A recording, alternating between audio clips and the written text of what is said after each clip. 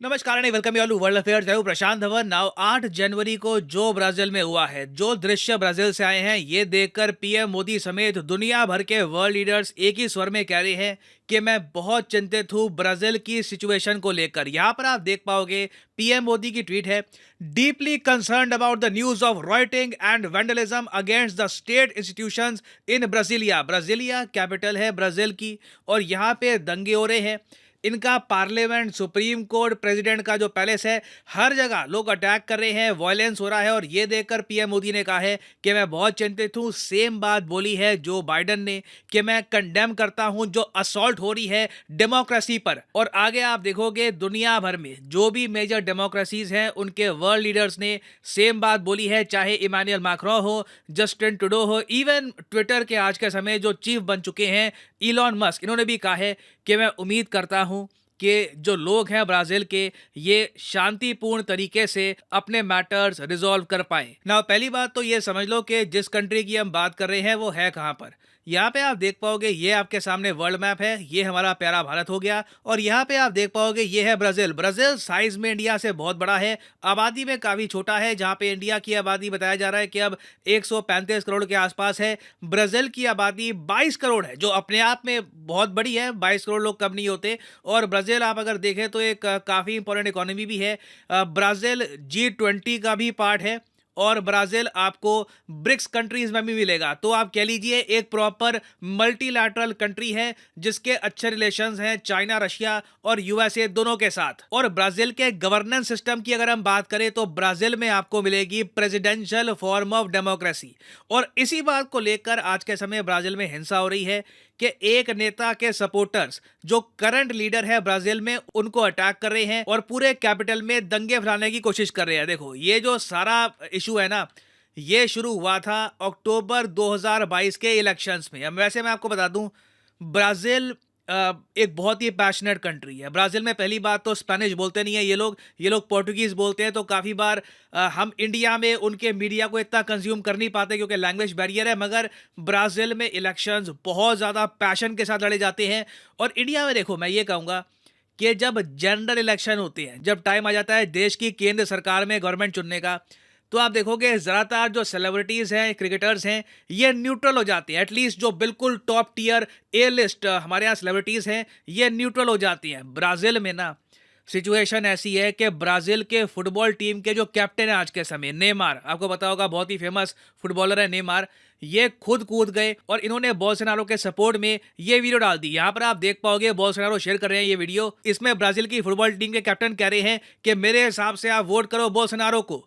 तो जहां पर एक तरफ ब्राजील के जो फेमस फुटबॉलर हैं वो कूद गए बोल्सोनारो के सपोर्ट में, जो ब्राजील में एक्टर हैं, जो आर्टिस्ट हैं, वो कूद गए लुइस डे सिल्वा के सपोर्ट में। तो इन दोनों के बीच में चुनाव हुआ अक्टूबर 2022 में। बहुत ज्यादा क्लोज इलेक्शन था। आप इमेजिन करके देखो, इंडिया में भी अब जिस टाइप का जो स्टैचर फुटबॉलर्स का है ब्राजील में, हमारे यहाँ क्रिकेटर्स का है। इमेजिन करके देखो कि जनरल इलेक्शंस में हमारे बड़े बड़े क्रिकेटर नेमार के स्टैचर के ये कह रहे हैं कि आप इसको वोट करो, कोई एक्टर कह रहा है आप इसको वोट करो, उनका फैन बेस डिवाइड हो जाएगा। तो ब्राजील में भी ऐसा ही हुआ। बहुत ज्यादा करीबी इलेक्शन था और इन दी एंड रिजल्ट ये आया कि लुइस डा सिल्वा को मिले 50.90% वोट, बोल्सोनारो को मिल गए 49.10% वोट। बिल्कुल एक छोटे से मार्जिन से बोल्सोनारो हार गए। अब यहाँ पे आप समझ सकते हैं क्या हुआ होगा। बोल्सोनारो जो वैसे ही ब्राजील के प्रेसिडेंट थे, इन्होंने कहा कि मैं जी ये रिजल्ट एक्सेप्ट ही नहीं करूंगा। और यहीं पर ना डेमोक्रेसी टूट जाती है। लोग काफी बार कहते हैं कि एक कंट्री को जेन्युइनली डेमोक्रेटिक क्या चीज बनाती है। देखो मेरे हिसाब से सबसे इंपॉर्टेंट पार्ट होता है डेमोक्रेसी का ट्रांसफर ऑफ पावर। के चुनाव हो गए, वो डल गए, अब जो पावर में था वो अपनी कुर्सी छोड़ेगा और जो जीत गया वो कुर्सी संभाल लेगा। ये जो ट्रांसफर ऑफ पावर है ना, ये आप कह सकते हो बहुत ही इंपॉर्टेंट हॉलमार्क है डेमोक्रेसी का। ये बराक ओबामा कह चुके हैं कि पीसफुल ट्रांजिशन ऑफ पावर, कि एक पार्टी जो हार चुकी है वो पावर आगे जो दूसरी पार्टी है उसको देगी। ये सबसे इंपॉर्टेंट है, ये हॉलमार्क है एक डेमोक्रेसी का। और यूएसए में मैं कहूंगा कि 2020 के चुनाव से पहले जो डोनाल्ड ट्रंप, जो बाइडेन के बीच में जो हंगामा हुआ था, उस सब को आप अगर छोड़ दो तो इनके यहाँ एक बहुत ही अच्छी, एक आप कह लो लेगेसी चल रही थी। जहां पर जो भी इलेक्शन हारता था वो अपनी हार एक्सेप्ट करता था, चाहे वो कैसे भी हारे। फॉर एग्जांपल, काफी बार लोग बात करते हैं सन 2000 के यूएस इलेक्शन के बारे में, जहां पर जॉर्ज बुश लड़े थे एल गोर के अगेंस्ट। इन दी एंड देखो, एल गोर को वोट परसेंटेज में जरा मिले, मगर इलेक्टोरल कॉलेज और एक सुप्रीम कोर्ट के डिसीजन की वजह से ना, बिल्कुल by the thinnest margin George Bush आगे निकल गए, ये बन गए यूएस प्रेसिडेंट। उसके बाद आपको पता होगा 9/11 हो गया, इराक पे अटैक कर दिया यूएसए ने, वॉर ऑन टेरर, बहुत सी चीजें एक के बाद एक हुई। और आज भी ना यूएसए में कई लोग डिबेट करते हैं इस इलेक्शन के बारे में कि अगर उस वक्त एल गोर अड़ जाते कि नहीं जी मुझे जरा वोट पड़े हैं, मैं असली प्रेसिडेंट हूं, और ये बुश के सामने खड़े हो जाते तो क्या होता। आज भी इस पर डॉक्यूमेंट्री बनती है,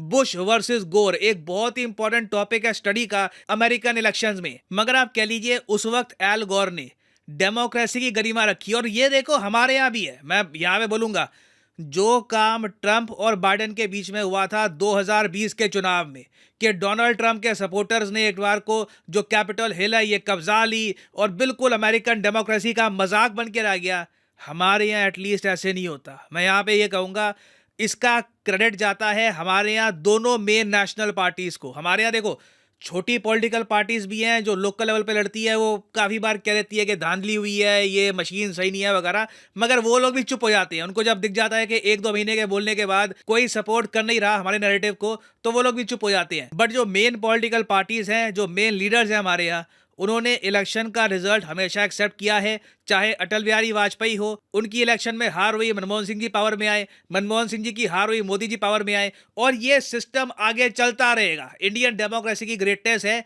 कि हमने ट्रांजिशन ऑफ पावर में कभी वॉयलेंस नहीं किया, आराम से पीसफुल तरीके से नई पार्टी पावर में आई है। नहीं तो आप हमारा पड़ोसी देश देख लो, वहां पर भी आप देखो तो अमेरिका जैसा हाल हुआ था। पाकिस्तान में भी इलेक्शन रिजल्ट पार्टीज एक्सेप्ट करती नहीं है, लास्ट मोमेंट पर वॉयलेंस होता है। अभी 2023 में आपको पता होगा पाकिस्तान में फिर से इलेक्शन होने वाले हैं, बड़ा वॉयलेंस होगा, फिर से यूएसए को घसीटा जाएगा। यहां पर लोग कहेंगे कि यूएस इंटरवेंशन कर रहा है, इमरान खान कुछ कहेंगे, शहबाज शरीफ कुछ कहने वाले हैं। तो बहुत ही कियोटिक साल रहने वाला है ये पाकिस्तान के लिए भी। और जो पाकिस्तान में हुआ, जो यूएसए में हुआ, सेम चीज हम देख रहे हैं ब्राजील में। ब्राजील की parliament, supreme court, presidential office, हर जगह हजारों की संख्या में बोल्सोनारो के सपोर्टर पहुंच गए हैं। वो कह रहे हैं कि जी जिस आदमी को मैं सपोर्ट करता हूं वही बनेगा ब्राजील का प्रेसिडेंट, और इलेक्शन में कहीं ना कहीं धांधली हुई है। और इसलिए आपने देखा होगा दुनिया भर के वर्ल्ड लीडर्स अलर्ट हो गए, क्योंकि देखो अगर ब्राजील में सरकार प्रॉपरली फंक्शन नहीं कर पाती, दंगे हो जाते हैं, डेमोक्रेसी कोलैप्स कर जाती है ना,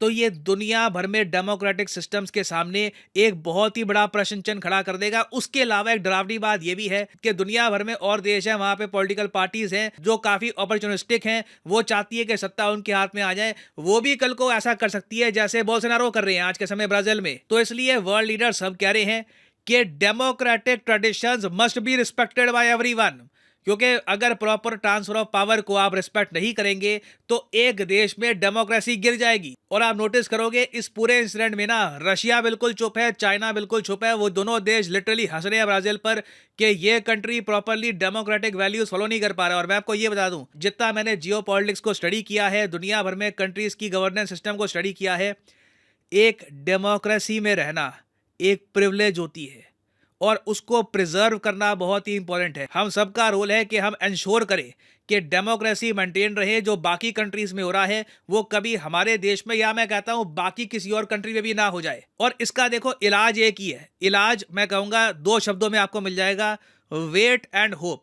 क्योंकि देखो कहीं ना कहीं हर किसी को लगेगा कि जिस आदमी को मैं सपोर्ट कर रहा था वो पीएम या फिर वो प्रेसिडेंट क्यों नहीं बना।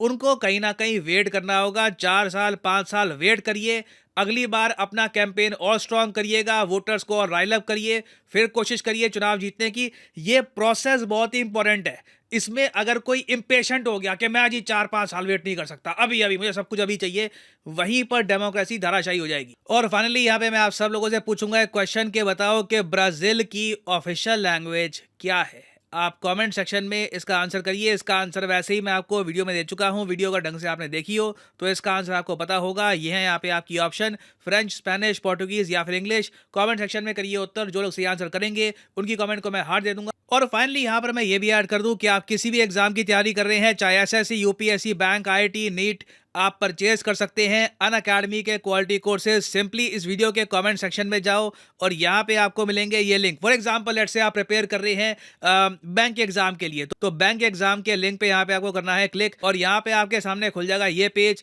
आप परचेज कर सकते हैं प्लस कोर्स यहाँ पर, और जो भी प्राइस यहाँ पर लिखा है ना, ये पे करने की आवश्यकता नहीं है। सिंपली यहाँ पर कोड डालो PD10 और प्राइसेस अपने आप गिरना स्टार्ट हो जाएंगे। You can save a lot of money by using the code PD10। So इसी नोट के साथ ये है वीडियो कांत। Thank you for listening and as always God bless you all.